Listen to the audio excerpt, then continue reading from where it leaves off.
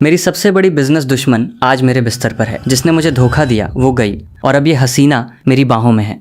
मैं बचपन से ही इतना कतई जहर चिकना और भयंकर हैंडसम दिखता था कि मेरी सगी बहन सोनिया को हमेशा यही टेंशन रहती थी कि बाहर की चालू और छपरी तितलियां मुझ पर अपनी गंदी नज़र न डाल दें। इसलिए अपने काम से विदेश जाने से पहले उसने मुझे एक पार्सल की तरह पैक किया और अपनी सबसे बड़ी बिजनेस दुश्मन के घर ले जाकर पटक दिया। मेरी बहन ने फुल एटीट्यूड में उस कड़क बॉस लेडी समीरा से बोला कि मेरे भाई आर्यन का अच्छे से ख्याल रखना, मुझे एक काम से विदेश जाना पड़ रहा है। समीरा ने भी एकदम ठंडे दिमाग से बोला कि तुम मुझसे अपने सगे भाई को पालने के लिए कह रही हो क्या? तुम पक्का श्योर हो? सोनिया ने कहा कि बिल्कुल श्योर हूँ। हम भले ही बिजनेस में एक दूसरे के जानी दुश्मन हैं, लेकिन बचपन की दोस्त भी तो हैं। उसने कहा कि तुम बस उसका ख्याल रखना, मैं तुम्हें इस काम के लिए एक भी पैसा कम नहीं दूंगी और मुंहमांगी रकम दूंगी। समीरा ने भी बिना एक सेकंड सोचे तुरंत बोल दिया कि मुझे तुम्हारे फालतू पैसों की कोई जरूरत नहीं है, बस आर्यन को मेरे पास छोड़ दो। ये सुनकर मेरा तो सिस्टम ही हैंग हो गया कि साला इस घमंडी और खतरनाक लड़की ने इतनी जल्दी कैसे हाँ कह दी, और वो भी बिना एक भी पैसा लिए। मुझे अंदर ही अंदर कोई भयंकर वाला लोचा लग रहा था कि ये पक्का मुझे कच्चा चबाने का थरकी प्लान बना रही है, लेकिन मेरे पास वहां रुकने के अलावा कोई और रास्ता भी नहीं था। मुझे अभी विदेश जाना था और सोनिया को यही डर था कि आर्यन पे बाहर की चालू लड़कियां अपनी गंदी नजर डालेंगी और उसे चूस कर बर्बाद कर देंगी। काफी दिमाग लगाने के बाद उसे लगा कि समीरा के पास रहना ही मेरे लिए दुनिया में सबसे सेफ जगह होगी, क्योंकि समीरा की प्राइवेट लाइफ एकदम साधु संतों जैसी साफ सुथरी है और उसके बिस्तर के आसपास आज तक कभी कोई फालतू लड़का नहीं फटका है। इसलिए वो पक्का आर्यन के बारे में कुछ भी थरकी या उल्टा सीधा नहीं सोचेगी। सोनिया ने उसे वार्निंग देते हुए कहा कि मुझे तुम्हें पहले ही बता देना चाहिए कि मेरा भाई बहुत सीधा है, इसलिए तुम उसे बिल्कुल परेशान नहीं करोगी। उसने कहा कि दोनों परिवारों की इस पुरानी दुश्मनी का हम बच्चों से कोई लेना देना नहीं होना चाहिए। समीरा ने कड़क आवाज में कहा कि अपनी बकबक बंद करो, मैं तुमसे फालतू बात नहीं करूंगी। तुमने हाँ कह दिया, बस इतना ही काफी है आर्यन। अगले 2 महीने तुम चुपचाप मेरे साथ इसी घर में रहोगे। फिर उसने फुल बॉस वाले स्वैग में मुड़कर अपने काले चश्मे वाले बॉडीगार्ड्स को मेरा सारा सामान अंदर बेडरूम में ले जाने का सीधा आदेश दिया। मैं बेचारा एक तरफ खड़ा था और मेरा देसी आशिक वाला दिल अंदर ही अंदर भयंकर बगावत कर रहा था। यह बिल्कुल बेतुका और पागलपन था कि मुझे जबरदस्ती एक अनजान और खूंखार औरत के पास लावारिस छोड़ा जा रहा था। समीरा एक तरफ शान से खड़ी थी और उसे देखकर लग रहा था कि उसके रसीले लाल होठों पर अनजाने में ही एक अजीब सी शातिर मुस्कान आ गई है। वो मन ही मन सोच रही थी कि मैंने तो कभी सपने में भी नहीं सोचा था कि जिस चिकने लौंडे के बारे में मैं दिन रात अपनी रातों की नींदें खराब करती हूँ, वो खुद चलकर मेरे जाल में आ जाएगा। सोनिया ने खुद अपनी आंखों से देखा कि बॉडीगार्ड्स ने सारा सामान रख दिया है। फिर उसने समीरा की तरफ घूर कर देखा। उसने कहा कि मैंने तुम्हारे बैंक अकाउंट में पूरे 1 करोड़ रुपए ट्रांसफर कर दिए हैं, तुम चेक कर लेना। उसने कहा कि और हाँ, अभी गर्मियों की लंबी छुट्टियां चल रही हैं, तो तुम उस पर अपनी चील जैसी ज्यादा नजर रखना। बाहर के फालतू लोग उसे हमेशा घुमाने बुलाते हैं, तो तुम उन गलत इरादे वाले लोगों को घर में घुसने से जरूर रोकना। उसने कहा कि मुझे तुम पर पूरा भरोसा है, तुम उन खूबसूरती देखकर फिसलने वाली चालू औरतों जैसी बिल्कुल नहीं हो, इसलिए तुम पक्का मेरे भाई को परेशान नहीं करोगी। समीरा ने मन ही मन सोचा कि ये तो मजाक की बात है। भला दुनिया में ऐसी कौन सी औरत है जो इस कतई जहर लौंडे की खूबसूरती पर नहीं फिसलती, जिसे वो खुद बेइंतहा पसंद करती हो। उसने सोचा कि खुद चलकर मेरे दरवाजे पर आए इस गोल्डन मौके को मैं अपने हाथों से बिल्कुल नहीं जाने दूंगी। सोनिया ने अपना सिर झुकाकर घड़ी में समय देखा और एकदम घबरा कर बोली कि मेरी 12 बजे की फ्लाइट है और मुझे बहुत देर हो रही है। उसने जाते जाते कहा कि तुम मेरे भाई का बहुत अच्छे से ख्याल रखना, मैं जा रही हूँ और तुम कहीं और मत भटकना। सोनिया मुझे वहां पटक कर सब कुछ समझाकर जल्दी से अपनी महंगी कार में बैठ गई और फुर्र हो गई। मैं बस दूर जाती हुई उस कार को मायूस होकर देखता रहा और मैं बस अपनी जगह पर खड़ा होकर धीरे से ठंडी आहें भर सकता था। मैं अभी इन सब ख्यालों में खोया हुआ ही था कि एक बहुत ही ताज़ा और कड़क परफ्यूम की खुशबू सीधे मेरी नाक में घुसी और मेरे दिमाग की नसें झंझना गईं। मैंने अपनी आंखें नीचे की तो मुझे एक बहुत ही कोमल और जादुई आंखों का जोड़ा दिखा, जिसे देखकर मेरे अंदर की सारी गर्मी एक पल के लिए शांत हो गई और मैं हिलना भूल गया। मैंने मन ही मन सोचा कि ये औरत अब मेरे साथ क्या करना चाहती है, और अगर इसने मुझे डांटने की कोशिश की तो मैं तुरंत यहाँ से भाग जाऊंगा। समीरा की वो नशीली नजरें मेरे चेहरे पर गड़ी थीं और उसकी आवाज में एक भयंकर वाला जादू, और उसने कहा कि आर्यन अब बहुत देर हो चुकी है, इसलिए चुपचाप मेरे साथ घर के अंदर चलो। मैंने घबराते हुए कहा कि ठीक है, और मैंने थोड़ा साइड होकर उसे पहले अंदर जाने का रास्ता दिया। जब उसने देखा कि मैं अपनी जगह से बिल्कुल हिल नहीं रहा हूँ, तो समीरा की आवाज़ अचानक से थोड़ी ठंडी हो गई। उसने मुझसे पूछा कि क्या हुआ, क्या मैं इतनी ज़्यादा खूबसूरत और कड़क माल लग रही हूँ कि तुम मुझे देखकर ठीक से चल भी नहीं पा रहे हो। मैंने अपनी आवाज़ में थोड़ी सख्ती दिखाई और कहा कि तुम अपना काम करो और तुम पहले अंदर चलो। समीरा को मेरे इस छपरी दिमाग की चालों का बिल्कुल पता नहीं था और उसके दिमाग में बस यही चल रहा था कि वो अब आर्यन को यहाँ से भागने नहीं देगी। उसने कहा कि ज़्यादा देर मत करो और जल्दी से मेरे पीछे पीछे अंदर चलो। ये सुनकर मेरे दिल में तुरंत एक भयंकर वाली नाराज़गी छा गई और मुझे बहुत गुस्सा आया। मैंने उसके पीछे वाली खाली सड़क की तरफ देखा और वहाँ से कल्टी मारने और भागने की सारी संभावनाओं के बारे में सोचने लगा। समीरा ने मेरे इस भागने वाले इरादे को तुरंत भांप लिया और उसकी आंखें एकदम बर्फ की तरह ठंडी हो गईं। उसने कहा कि तुम्हारी बहन ने तुम्हें पूरे भरोसे के साथ मुझे सौंपा है, तो मुझे हर हाल में तुम्हारी सुरक्षा की पूरी जिम्मेदारी लेनी होगी। उसने धमकी देते हुए कहा कि अगर तुम यहाँ से जाना चाहते हो तो तभी जा सकोगे जब वो खुद तुम्हें लेने आएगी। मैं एक ठंडी सांस भरकर पीछे मुड़ा और बिना कोई ड्रामा किए सीधे उसके विला के अंदर चला गया। मुझे पता था कि वहां कभी जांग से नहीं जीत सकती, इसलिए मुझे चुपचाप हार माननी ही पड़ी। समीरा मन ही मन सोच रही थी कि अगर आर्यन सच में यहाँ से जाने की जिद करता तो मुझे समझ नहीं आता कि मैं उसे रोकने के लिए क्या करती। मैं लिविंग रूम में गया और फुल टशन दिखाते हुए सीधे उसके महंगे सोफे पर फैलकर बैठ गया। मैंने उससे पूछा कि मेरा वाला कमरा कहाँ है, मुझे वहाँ जाना है। उसने कहा कि सू यंग मास्टर को बता दूं कि दूसरी मंजिल पर सीढ़ियों से ऊपर जाते ही जो पहला कमरा है वो तुम्हारा है। मैंने नखरे दिखाते हुए कहा कि मुझे वो फालतू कमरा नहीं मांगता, मुझे वो वाला कमरा चाहिए जो एकदम कॉरिडोर के पास है। ठीक उसी समय समीरा मेरे पास अंदर आई तो मैंने तुरंत बात करने का अपना टपोरी लहजा बदल लिया और शराफत दिखाई। मैंने कहा कि तुमने मेरी बहन से वादा किया था कि तुम मेरा अच्छे से ख्याल रखोगी, इसलिए बस मुझे एक ऐसा कमरा चाहिए जो मुझे पसंद हो। उसने बिना पलक झपकाए कहा कि कोई बात नहीं, तुम मेरा मास्टर बेडरूम खाली कर दो और तुम वहीं सो जाना। ये सुनकर मेरी आंखें फटी की फटी रह गईं और मेरा दिमाग सुन्न पड़ गया कि साला ये खूंखार मालकिन मुझे अपना बेडरूम क्यों दे रही है। मैंने घबराते हुए कहा कि वो मुझे नहीं चाहिए, मुझे सच में तुम्हारा कमरा नहीं चाहिए, तुम बस तीसरी मंजिल पर कोई भी फालतू कमरा ढूंढ दो। उसने कहा कि सू यंग मास्टर, तीसरी मंजिल पर सोने के लिए कोई बेडरूम नहीं है। समीरा एक तरफ गई और उसने एक ग्लास में पानी डालकर एकदम प्यार से मुझे दे दिया। उसने कहा कि इस घर में सिर्फ 2 ही बेडरूम हैं, तुम उनमें से एक चुन लो, मुझे कोई भी चलेगा। मैं हैरान था कि बिजनेस की दुनिया में इतनी सख्त और खूंखार रहने वाली बड़ी मालकिन आज खुद अपने हाथों से मुझे पानी दे रही थी। ये उसके रोजाना के ठंडे और बॉस वाले बर्ताव से बिल्कुल अलग था और मैं उसे घूरता ही रहा। मैं उसे इतना खोकर देख रहा था कि मैं अपनी नजरें उसके चमकते हुए चेहरे से हटाना भी भूल गया था। समीरा मुझे ऐसे लगातार घूरते हुए देखकर थोड़ी शर्मा गई और खुद को एकदम शांत दिखाते हुए बोली कि तुम ऐसे क्या देख रहे हो, क्या मेरे चेहरे पर कोई कांटा लगा है? मैंने हड़बड़ा कर कहा कि ना नहीं, मैं बस ऐसे ही देख रहा था। समीरा को लगा कि मैं उसकी इस भयंकर खूबसूरती से आकर्षित हो गया हूँ और वो मन ही मन बहुत खुश हो गई और उसकी आवाज़ भी खुशमिजाज हो गई। उसने पूछा कि क्या तुमने चुन लिया कि तुम्हें कौन सा वाला कमरा चाहिए? मैंने शराफत से कहा कि मुझे कोई भी कमरा चलेगा, तुम बता दो। उसने कहा कि तुम ही चुन लो, तुम जिस कमरे में रहोगे मैं भी उसी कमरे में रहूंगी। समीरा ने मुझे बहुत ही गहरे और डबल मीनिंग वाले अर्थ से देखा, जिसे सुनकर पास खड़ी नौकरानी का भी सिस्टम हैंग हो गया कि मालकिन ऐसी बात कैसे कह सकती है। मुझे तब जाकर अपनी बात का एहसास हुआ और मैंने जल्दी से सुधार करते हुए कहा कि मेरा मतलब है कि जो कमरा बच जाए वो मुझे दे दो। समीरा मुस्कुराई और उसने अपनी नौकरानी को कड़क आवाज में आदेश दिया कि काफी देर हो चुकी है, इसलिए पहले गेस्ट रूम को अच्छे से साफ कर दो ताकि वो वहां आराम से रह सके। नौकरानी हाँ कहकर वहां से अपना काम करने चली गई। मैं उस नौकरानी की पीठ को दूर जाते हुए देखता रहा और फिर हिचकिचाते हुए समीरा से बोला कि शुक्रिया। लेकिन ये फॉर्मल बात सुनकर समीरा का चेहरा एकदम से बर्फ की तरह ठंडा पड़ गया। उसे मेरे मुंह से ये औपचारिक और बेगाना शुक्रिया बिल्कुल पसंद नहीं आया था और उसे हमारे बीच की ये दूरी वाली बात भी बिल्कुल पसंद नहीं आई जो हमारे स्टेटस को अलग कर रही थी। नौकरानी के जाने के बाद मैंने पानी का ग्लास उठाकर एक घूंट लिया ताकि मैं अपने अंदर की घबराहट को शांत कर सकूं। तभी अचानक मेरी पॉकेट में रखा मेरा फोन जोर जोर से बज उठा और मैंने छुपकर देखा तो वो मेरी उस क्रश नताशा का कॉल था। मेरा ये छुपकर बात करने का तरीका साफ बता रहा था कि मैं नहीं चाहता कि समीरा को पता चले कि मुझे किसी चालू आइटम का फोन आ रहा है। समीरा ने मेरे चेहरे पर आए इन नए और घबराए हुए भावों को तुरंत नोटिस कर लिया और उसे भयंकर वाला शक हो गया। वो चलकर मेरे पास आई और सीधे सोफे पर मेरे बिल्कुल चिपक कर सट कर बैठ गई, जिससे मेरे रोंगटे खड़े हो गए। उसके बैठने से मेरे बगल का सोफा थोड़ा नीचे धंस गया और मुझे उसके जिस्म की गर्मी साफ साफ महसूस होने लगी। मैंने अपना सिर घुमाया और मेरी नजरें सीधे उसकी उन नशीली नजरों से टकरा गईं।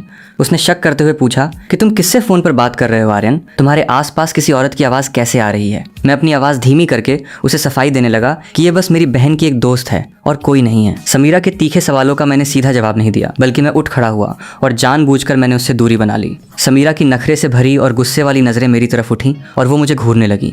मैं फोन पर लगातार सफाई देता रहा कि मैं सच में अभी घर पर हूँ, ये सिर्फ मेरी बहन की दोस्त है और मेरे साथ कोई नहीं है। पर समीरा मेरी फोन पर बात करने वाली उस आवाज को पहचान सकती थी कि वो नताशा है। समीरा मुझे इस तरह हड़बड़ी में फोन पर किसी और को सफाई देते हुए देखकर अंदर ही अंदर भयंकर जलन से भर गई। उसने जानबूझकर अपनी आवाज बहुत तेज की और एक बहुत ही हॉट और रोमांटिक लहजे में मुझसे कुछ ऐसी बात कही कि मेरा दिमाग सन्न रह गया। उसकी ये हरकत देखकर मेरी आंखें अचरज से फटी की फटी रह गईं। फोन के दूसरी तरफ उस लड़की नताशा को गलतफहमी हो गई और मेरा फोन अचानक कट गया। मैंने अपनी भौहें सिकोड़ी और बहुत ही ज्यादा चिढ़कर समीरा की तरफ देखा और कहा कि तुमने ये क्या किया? ये तो बहुत बड़ी गलतफहमी हो गई। उसने मजे लेते हुए कहा कि कैसी गलतफहमी? क्या हमारी ये गलतफहमी है कि हमारा रिश्ता कुछ और ही है? गाली वाली बात मेरे होठों तक आ गई थी, लेकिन मैं डर के मारे कुछ बोल नहीं पाया और मैं बस अपना सिर झुकाकर रह गया। पहले मैंने अपनी बहन से सुन रखा था कि इस खूंखार समीरा से पंगा लेना बिल्कुल भी ठीक नहीं है। मैं गुस्से में भी कुछ ऐसा नहीं बोल सकता था जिससे वो नाराज हो जाए और मेरा जीना हराम कर दे, इसलिए मुझे अपनी बात घुमानी पड़ी और मैंने कहा कि तुमने अभी मुझे आर्यन कहा, पर कुछ मिनट पहले तो तुम मुझे ऐसे खुशबूदार नामों से नहीं बुला रही थी। उसने एटीट्यूड में कहा कि क्या मैं तुम्हें इस नाम से नहीं बुला सकती? बस मुझे ये थोड़ा अजीब लगा इसलिए पूछ लिया। मेरी ये बात सुनकर समीरा का खराब मूड तुरंत अच्छा हो गया और उसने पूछा कि अभी जो फोन कर रही थी क्या वो तुम्हारी नई गर्लफ्रेंड है? मैंने शर्म से अपना चेहरा दूसरी तरफ घुमा लिया और कहा कि नहीं तो ऐसा कुछ नहीं है। उसने फिर पूछा कि सच सच बताओ, क्या तुम उसे डेट कर रहे हो? मैंने कहा कि नहीं, मैंने सच कहा है। और अगर है भी तो मैं तुम्हारी बहन को नहीं बताऊंगी। उसने कहा कि मैं तो बस देखना चाहती हूँ कि वो कौन सी बेवकूफ़ लड़की है जो मेरे सबसे बड़े दुश्मन पर अपनी नज़र गड़ाए हुए हैं। मैंने कहा कि सच में मैं उसे बिल्कुल डेट नहीं कर रहा, हम बस अच्छे दोस्त हैं। उसने कहा कि तुमने मुझसे वादा किया है कि तुम मेरी बहन को नहीं बताओगी। उसने कहा कि भले ही तुम अभी उसे डेट नहीं कर रहे, लेकिन मुझे डर है कि जल्दी ही करोगे क्योंकि तुम इतने बेवकूफ़ जो नहीं हो। जब मैंने देखा कि वो अब कुछ नहीं बोल रही है तो मेरे दिल में घबराहट होने लगी और मैंने कहा कि मैं अब अपने कमरे में सोने जा रहा हूँ। मैं घबराहट में उठकर वहाँ से भागना चाहता था, लेकिन गलती से मेरे पैर उसके घुटनों से टकरा गए और मैं सीधा उसके ऊपर गिरने वाला था। उदासी की एक लहर मेरे चेहरे पर आ गई और मैं हैरानी से उसे देखने लगा।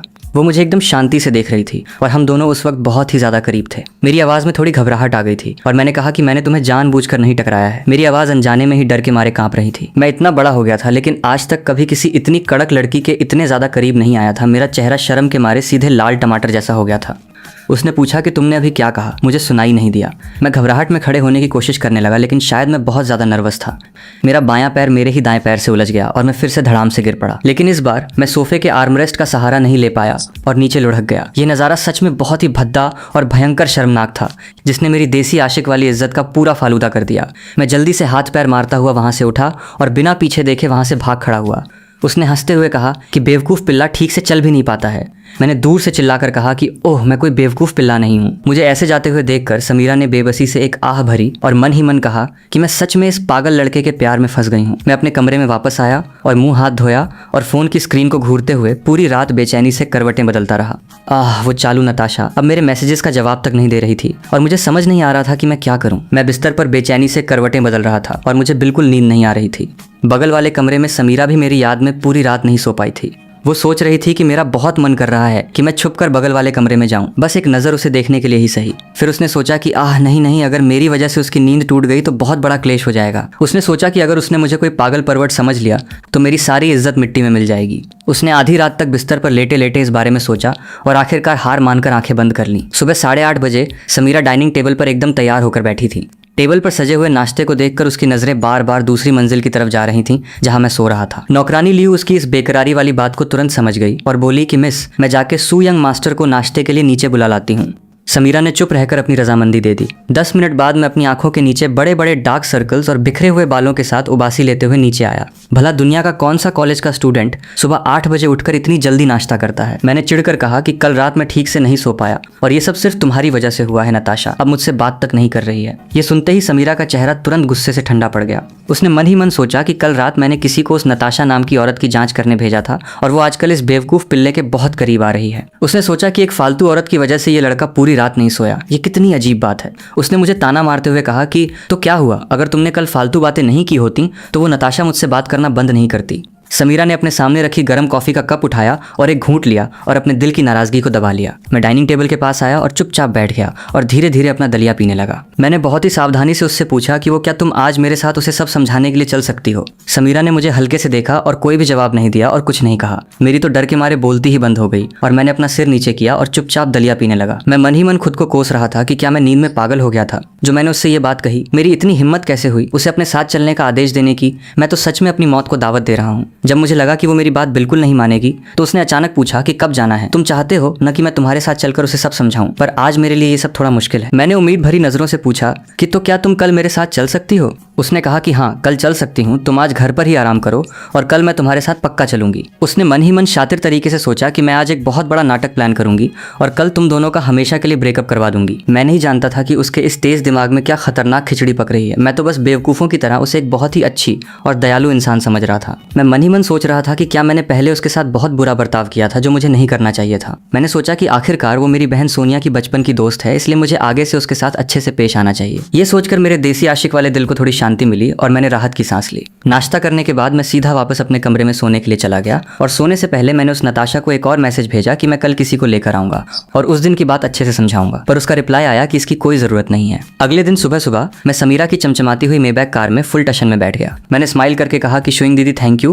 कि तुमने अपना कीमती समय निकाला और मेरे साथ सब समझाने के लिए तैयार हो गई। ये सुनकर समीरा के लाल होठों पर एक बहुत ही प्यारी सी मुस्कान आ गई। उसने मन ही मन सोचा कि मुझे बहुत अच्छा लगता है जब आर्यन मुझे इतने प्यार से दीदी कहता है। इस बेवकूफ पिल्ले की आवाज कितनी ज्यादा प्यारी है। उसने मुझे कहा कि कोई बात नहीं, मैंने तुम्हारी बहन सोनिया से वादा किया था कि मैं तुम्हारा अच्छे से ख्याल रखूंगी। मैंने पूछा कि तुम तो मेरी बहन की सबसे बड़ी बिजनेस राइवल हो, फिर भी उसने मुझे तुम्हारे हवाले क्यों किया। मुझे ये बात समझ नहीं आती। उसने कहा कि तुम्हारी बहन सोनिया की आंखें पक्का खराब हैं और उसे लगा कि तुम्हें मेरे पास छोड़ना सबसे सुरक्षित रहेगा। उसने सोचा कि लेकिन उसे ये नहीं पता कि मैं तो सालों से तुम पर अपनी नजरें गड़ाए हुए हूँ। मैं खुद परेशान थी कि तुमसे कैसे करीब आऊं, लेकिन उसने खुद ही तुम्हें मेरे दरवाजे पर लाकर खड़ा कर दिया। ये तो भगवान की मर्जी है। नताशा अपनी ही कंपनी में इंटर्नशिप कर रही थी, इसलिए मैं सीधे उसे ढूंढने उसकी कंपनी गया। कंपनी के बाहर पहुंचकर मैं और समीरा स्वैग से गाड़ी से नीचे उतरे। समीरा ने सामने वाली इस छोटी सी और मामूली सी कंपनी को देखा और उसकी खूबसूरत भौहें सिकुड़ गईं। मैं आगे 2 कदम चला था, लेकिन जब मैंने देखा कि वो मेरे पीछे नहीं आ रही है तो मैं तुरंत वापस मुड़ा और उसकी बाह पकड़ी और उसे अपने साथ अंदर खींच लिया। मैंने कहा कि चलो ना, अब आ ही गए हैं तो अंदर चलते हैं।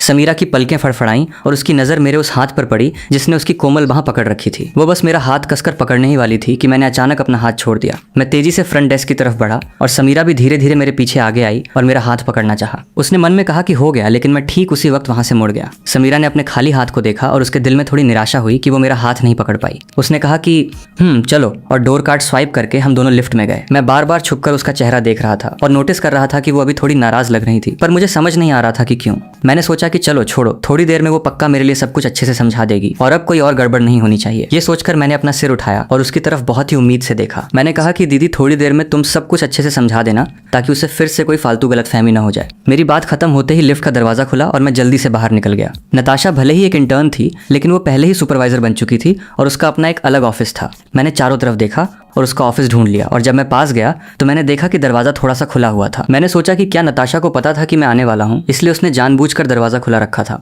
मैंने सोचा कि कल तो वो कह रही थी कि मैं ना आऊं तो ये सिर्फ उसके मुंह की बातें थीं। अच्छा हुआ कि मैंने हार नहीं मानी। मैं धीरे धीरे कमरे का दरवाजा धकेला और अंदर घुसा और अंदर का नजारा देखकर मेरे पैरों तले जमीन खिसक गई। अंदर जाते ही मुझे कुछ भयंकर अश्लील और रोमांटिक आवाजें सुनाई दी और मैंने सोफे की तरफ देखा। वहां एक लड़का और मेरी वो क्रश नताशा सोफे पर फुल अश्लील और पलंग तोड़ मस्ती करते हुए दिखे। उस चालू औरत का फिगर मैं बहुत अच्छी तरह पहचानता था और मैं झटके से एक कदम पीछे हटा और मेरी आंखें फटी की फटी रह गईं। नताशा मेरी आवाज सुनकर तुरंत होश में आई और उसने झटके से अपने बगल वाले उस छपरी आदमी को देखा। उसने घबराकर पूछा कि विक्की, तुम यहाँ कैसे आ गए? विक्की शांति से अपने कपड़े ठीक कर रहा था और उसके चेहरे पर एक मजाकिया मुस्कान थी। उसने कहा कि नताशा, तुम क्या कह रही हो? मैं तो तुमसे मिलने आया था। नताशा घबराकर उठी और मेरी तरफ दौड़ कर आई और बोली कि आर्यन, तुमने जो देखा वैसा कुछ नहीं है, मेरी बात सुनो। मुझे लगा कि वो तुम हो। मैं उसके शरीर पर मौजूद उन गंदे निशानों को देखकर गुस्से से भड़क गया और मेरे सीने में बहुत तेज दर्द होने लगा। मैंने गुस्से से चिल्लाकर कहा कि तुम पागल हो क्या, जो मुझसे ऐसा घटिया झूठ बोल रही हो? नताशा मेरा हाथ पकड़ने के लिए आगे बढ़ी, लेकिन समीरा तुरंत बीच में आ गई और मुझे पीछे कर लिया। समीरा ने फुल बॉस वाली दहाड़ मारकर कहा कि तुम्हारी 2 कौड़ी की औकात नहीं है कि तुम इसे अपनी गंदी उंगलियों से छुओ। नताशा ने बेचारी और हैरान सी शक्ल बनाई और रोने का नाटक करने लगी। उसने कहा कि आर्यन, मेरी बात सुनो, सच में मुझे लगा कि वो तुम हो। मुझे नहीं पता कि वो कैसे बन गया। मैंने कड़क आवाज में कहा कि मुझे बताओ, मैं और वो कहाँ से एक जैसे दिखते हैं? धिक्कार है मुझ पर कि मैं लोगों को लेकर तुम्हें सफाई देने आया था। मैं सच में प्यार में अंधा था। उसने झूठे आंसू बहाते हुए कहा कि मुझे माफ कर दो आर्यन, मेरी गलती है। मैंने जानबूझकर ऐसा नहीं किया।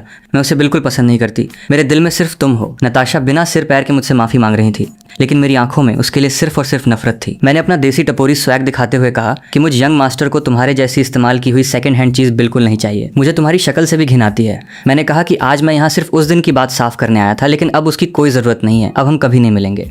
नताशा तुरंत रोते हुए मेरे पीछे भागी और बोली कि आर्यन, प्लीज मुझे छोड़कर मत जाओ। ये सच में एक बहुत बड़ी गलतफहमी है। लेकिन विक्की ने अचानक पीछे से उसका हाथ पकड़ लिया और उसे रोक लिया और बोला कि नताशा, मुझे छोड़कर मत जाओ। मैं लिफ्ट में घुसा और मैंने भारी मन से अपना सिर झुका लिया। मुझे लग रहा था कि मैं अपने इमोशंस पर कंट्रोल नहीं कर पाऊंगा। मैंने सोचा कि कितनी बेवकूफ औरत थी जो पहले तो वो रोज मुझसे मीठी मीठी बातें करती थी, लेकिन वो सब एक बहुत बड़ा झूठ था। समीरा ने मुझे समझाते हुए कहा कि उदास मत हो, तुम दोनों का वैसे भी कोई रिश्ता नहीं था, इसलिए तुम्हें उसके लिए दुखी होने की कोई जरूरत नहीं है। अब वो जो भी करे उससे तुम्हारा कोई लेना देना नहीं है। उसकी ये सांत्वना वाली बातें किसी तेज चाकू की तरह मेरे दिल में चुभ गईं। मैंने अपना सिर उठाया और बहुत ही गुस्से और बेबसी से उसे घूरा और कहा कि तुम यहाँ मेरा मजाक उड़ाने आई हो ना? अब ये सब देखकर तुम बहुत खुश हो। मैंने ताना मारते हुए कहा कि मेरी बहन ने बिल्कुल सही कहा था, तुम्हारी हमारे परिवार से पुरानी दुश्मनी है। उसने कहा कि मेरा वो मतलब बिल्कुल नहीं था, मैं तुम्हारा मजाक नहीं उड़ा रही हूँ। मैंने उसकी एक भी बात नहीं सुनी और जैसे ही लिफ्ट का दरवाजा खुला मैं उसे पीछे छोड़कर आगे बढ़ गया। कंपनी से बाहर निकलकर मैं अनजाने में जाकर सीधा समीरा की मेबैक कार में बैठ गया। जब मुझे एहसास हुआ कि ये कार समीरा की है और मैं नीचे उतरने ही वाला था,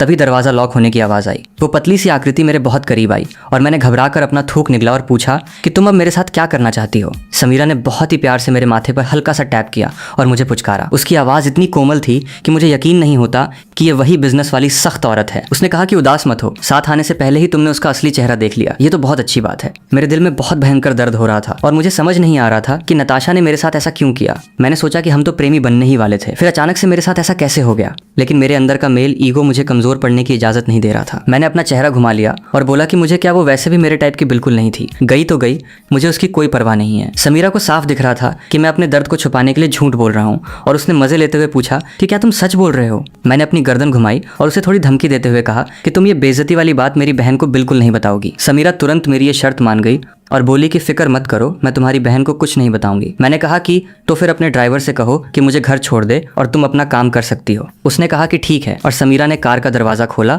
और वो फुल स्वैग में नीचे उतर गई। उसने अपनी आंखों से मेबैक को जाते हुए देखा और फिर मुड़कर थोड़ी दूर खड़ी अपनी बेंटले की तरफ चल दी। बेंटले के पास नेहा उस लालची विक्की को 1 करोड़ का चेक दे रही थी, जिसे देखकर उस फटीचर की खुशी का कोई ठिकाना नहीं था। समीरा की नजरें बहुत ही नफरत से उस लालची विक्की पर पड़ी। उसने अपनी सेक्रेटरी से कहा कि इसे तुरंत देश से बाहर भेज दो, दोबारा ये मुझे इस शहर में नहीं दिखना चाहिए। इसे देखकर मुझे घिन आती है। मैं स्टेट वापस लौटकर खुद को अपने कमरे में बंद कर लिया और सोफे पर बैठकर खिड़की के बाहर देखता रहा। जब समीरा अपना काम खत्म करके वापस लौटी तो नौकरों ने उसे बताया कि मैंने दोपहर का खाना भी नहीं खाया है और खुद को कमरे में बंद कर लिया है। ये सुनकर वो तुरंत बहुत भयंकर गुस्सा हो गई और उसने मन ही मन सोचा कि ये बेवकूफ पिल्ला दिन में कह रहा था कि उसे कोई फर्क नहीं पड़ता और अब छुपकर देवदास बना बैठा है। उसकी हाई हील्स की टप टप आवाज सीढ़ियों से ऊपर आई और फिर मेरे दरवाजे पर हल्की सी दस्तक हुई। उसने बाहर से कहा कि आर्यन दरवाजा खोलो। समीरा की आवाज दरवाजे के पार से आई और जब मैंने उसे कोई भी जवाब नहीं दिया तो उसने एक और धमकी भरी बात कही। उसने कहा कि अगर तुमने अभी दरवाजा नहीं खोला तो मैं इसे तोड़कर सीधे अंदर आ जाऊंगी।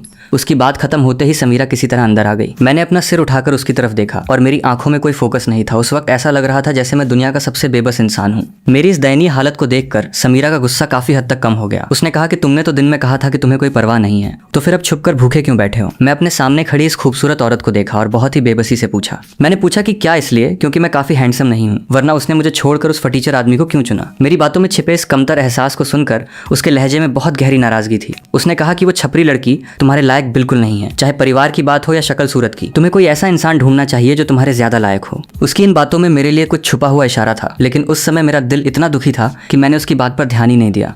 उसने प्यार से कहा कि चलो नीचे आकर खाना खाओ, तुम पूरे दिन से भूखे हो क्या, तुम्हारा पेट ये सब दर्द सह पाएगा। मैंने जिद करते हुए कहा कि मुझे कुछ नहीं खाना है। उसने कड़क आवाज में कहा कि अगर तुम अभी नहीं उठे तो मैं अभी तुम्हारी बहन को फोन कर दूंगी। उसकी बातों में साफ धमकी थी और इस धमकी ने मुझे मेरी उदासी से बाहर खींच लिया और मैंने कहा कि तुम बहुत ज्यादा कठोर और पत्थर दिल हो। मैंने आखिरकार हार मान ली और धीरे धीरे अपने जूते पहनकर नीचे खाना खाने गया। मैं डाइनिंग टेबल पर बैठा और बेमन से अपने बाउल में रखे चावलों को चम्मच से इधर उधर कर रहा था। उसने पूछा कि मेज पर इतने सारे पकवान हैं क्या, इनमें से कोई भी तुम्हारी पसंद का नहीं है। मैं सिर उठाए बिना ही बहुत कड़े लहजे में बोला कि मुझे भूख नहीं है। मुझे खुद नहीं पता था कि मुझे खाना पसंद नहीं आ रहा था या उसकी पाबंदियां पसंद नहीं आ रही थीं। समीरा ने और कुछ नहीं कहा, लेकिन मैं साफ तौर पे महसूस कर सकता था कि वो मुझसे दूरी बना रही है। खाना खाने के बाद जब मैं अपने कमरे में वापस आया तो ऑफिस का वो अश्लील नज़ारा मेरे दिमाग से जा ही नहीं रहा था। मैं जितना सोच रहा था उतना ही मैं चिढ़ रहा था और मेरा खून खौल रहा था। मैं किसी तरह कमरे से बाहर निकला और काफी देर तक झिझकने के बाद मैंने बगल वाले कमरे में समीरा का दरवाजा खटखटाया। काफी देर इंतजार करने के बाद भी जब कोई हलचल नहीं हुई तो मेरा हौसला टूटने लगा। तभी अचानक दरवाजा खुला और मैं सामने खड़ी औरत को देखकर एकदम हैरान रह गया। वो अभी अभी नहाकर निकली थी और उसके बाल आधे सूखे और आधे गीले होकर उसके कंधों पर पड़े थे।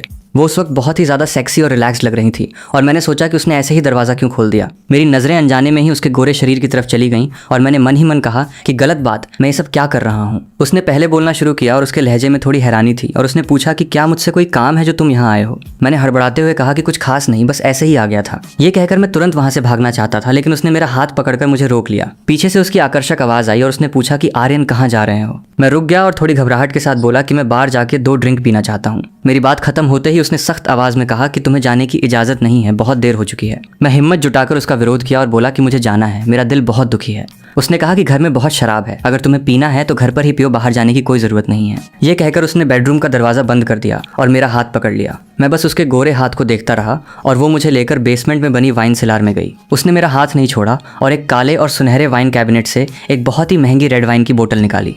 उसने उसे खोला और डिकेंटर में डाल दिया, जिससे रेड वाइन की खुशबू चारों तरफ फैल गई। उस खुशबू को सूंघकर मैंने अनजाने में अपना थूक निकला, क्योंकि मैंने शायद पहले कभी रेड वाइन नहीं पी थी, बस कुछ बार कॉकटेल चखी थी। पहले हमेशा मेरी बहन मुझे रोक देती थी और कहती थी कि शराब पीने से लड़के गुस्सैल और थरकी हो जाते हैं और खुद पे कंट्रोल खो देते हैं। ये सोचकर मैं पूछने से खुद को नहीं रोक पाया और मैंने पूछा कि क्या इसे पीने से मैं गुस्सैल और चिड़चिड़ा हो जाऊंगा, क्योंकि मेरी बहन ने मुझे यही बताया है। समीरा ने हल्की सी हंसी के साथ पूछा कि तुम्हें ये बेवकूफी वाली बात किसने बताई है। मैंने मासूमियत से कहा कि ये सब मेरी बहन ने बताया है। उसने समझाया कि लिमिट में रेड वाइन पीना सेहत के लिए अच्छा होता है, बस थोड़ी सी पी सकते हो, ज्यादा नहीं। मेरी आंखें तुरंत चमक उठी और मैंने डिकेंटर को घूरते हुए पूछा कि क्या अब मैं इसे पी सकता हूँ।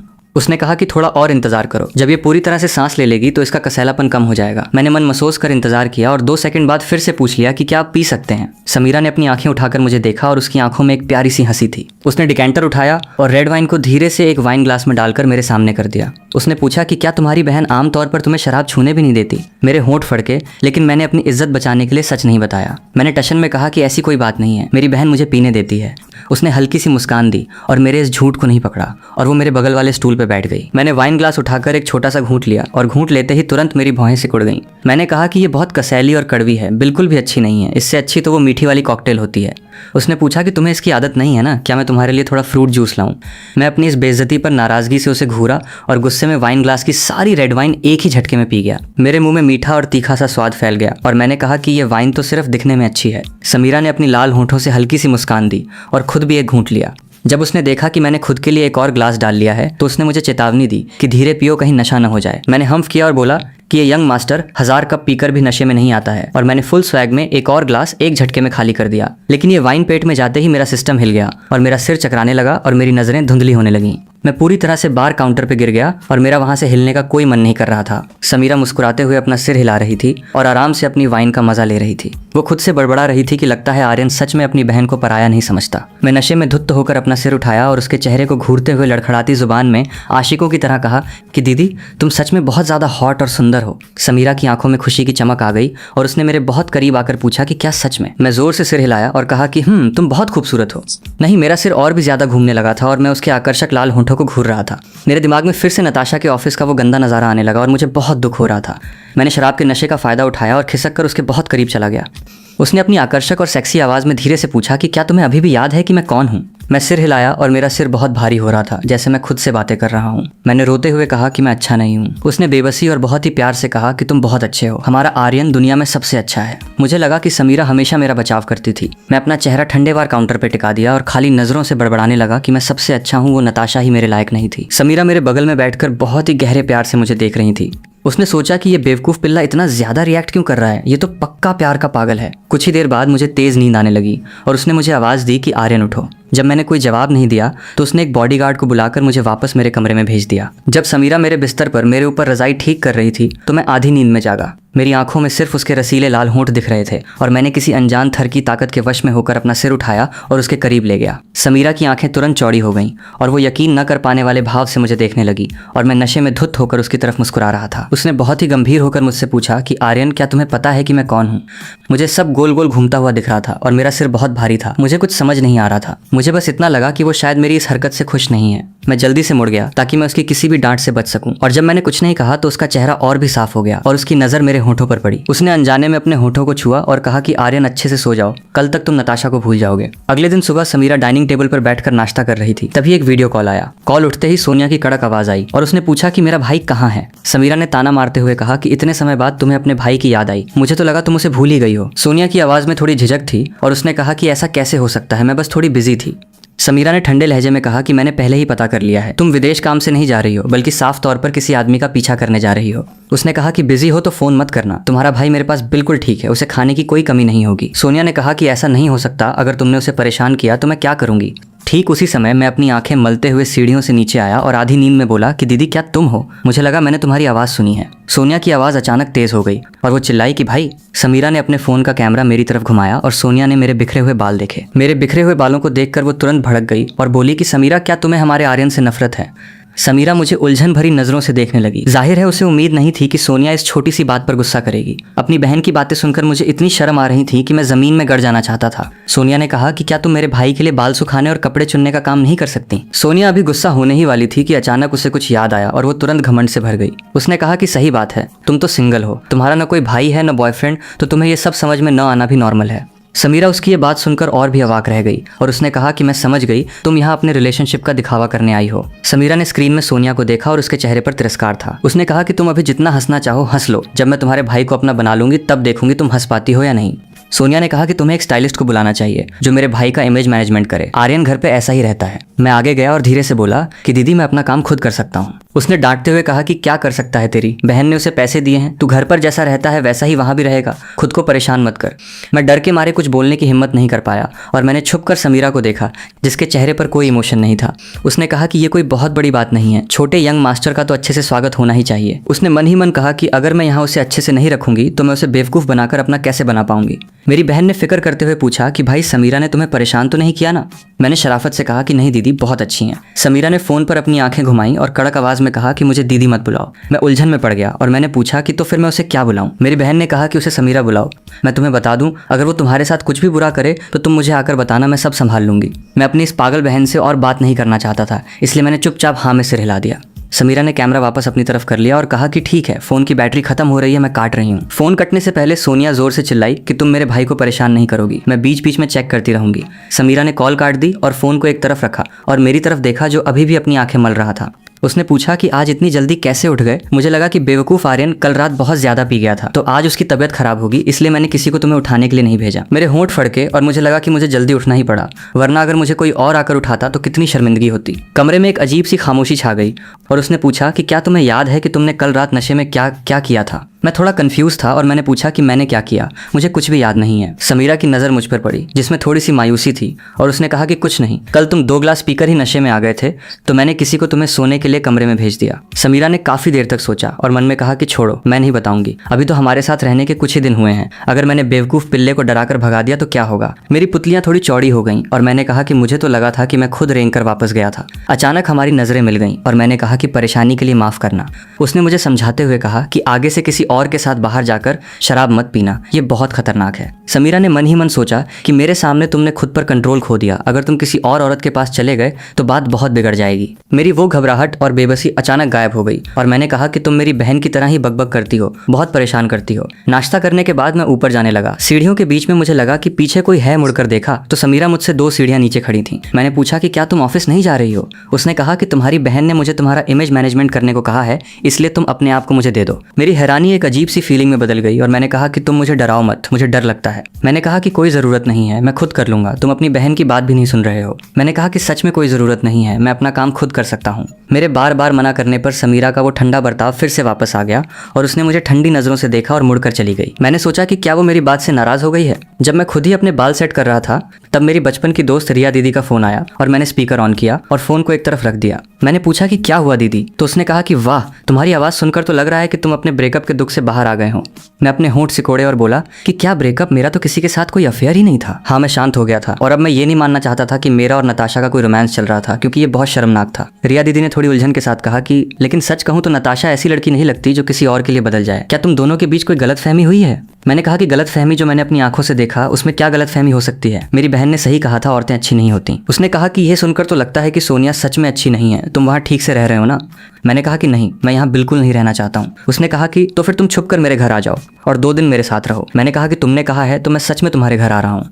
उसने कहा कि मैं अभी घर पे नहीं हूँ, आज रात 9 बजे मेरी फ्लाइट है, मैं वापस आकर तुम्हें पिक कर लूंगी। मैंने कहा कि ठीक है। समीरा की आज रात एक बिजनेस पार्टी थी और वो बहुत देर से वापस आने वाली थी। ये मेरे लिए अच्छा मौका था कि मैं अपनी दोस्त के घर जाकर 2 दिन खेल आऊं। रात को 10 बजे एक पीली बिजनेस वैन स्टेट के दरवाजे पर रुकी। मुझे मैसेज मिला तो मैंने अपना सामान उठाया और बाहर निकल गया।